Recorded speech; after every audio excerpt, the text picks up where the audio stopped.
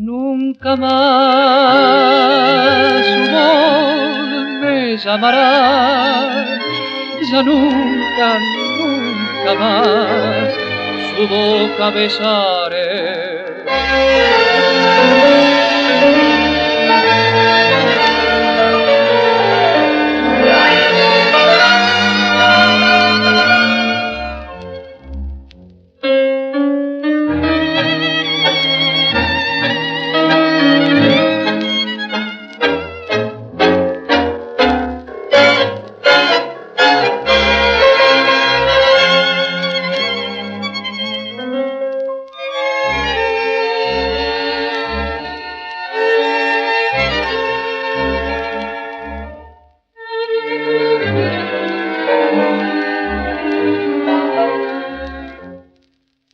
Se durmió besando el sueño aquel que nunca se cumplió, rumor de mar lejano.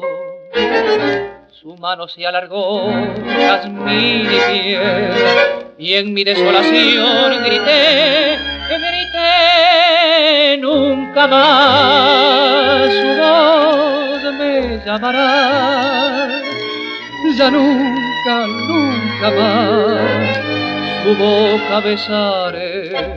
Yo crucé tus dedos de marfil y puse sobre ti muchos claveles blancos. Amordacé mi angustia y mi rencor y entrecerré tus ojos y mi corazón, un telón de sombras nada más. Tu ausencia me dejó nada más, nada más.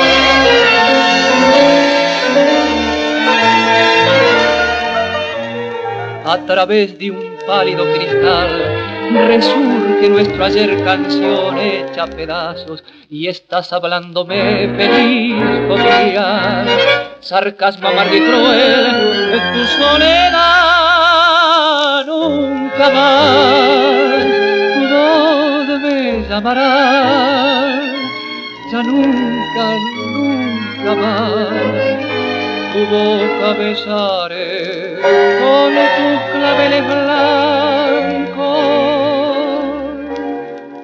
Yo hice esta canción